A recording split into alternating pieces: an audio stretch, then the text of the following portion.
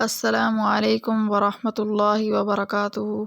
آج کے ہمارے بیان کا موضوع ہے حضرت زرار رضی اللہ تعالیٰ عنہ کا واقعہ۔ اس سے پہلے آپ ہمارے چینل کو سبسکرائب کریں، بیل آئیکن کو پریس کریں، لائک اور شیئر کریں۔ نحمدہ ونصلی علی رسولہ الکریم، اما بعد فاعوذ باللہ من الشیطان الرجیم، بسم اللہ الرحمن الرحیم۔ حضرت زرار بن عمرو رضی اللہ تعالیٰ عنہ ایک صحابی ہیں۔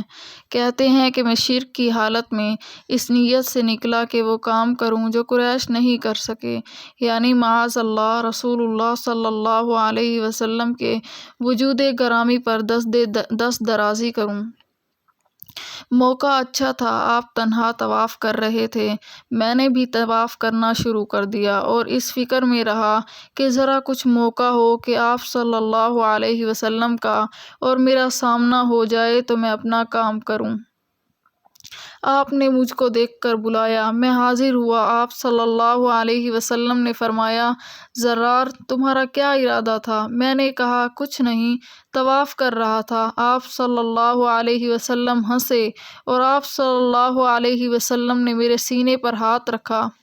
اللہ کی قسم آپ نے ہاتھ نہیں اٹھایا تھا کہ گویا سینے کے اندر کی ساری آلائش نکل گئی۔ اس کے بعد میں وہاں سے چلا آیا۔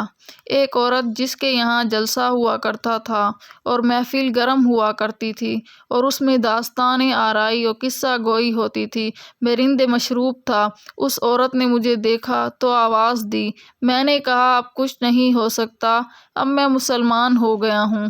وآخر دعوانا ان الحمد للہ رب العالمین۔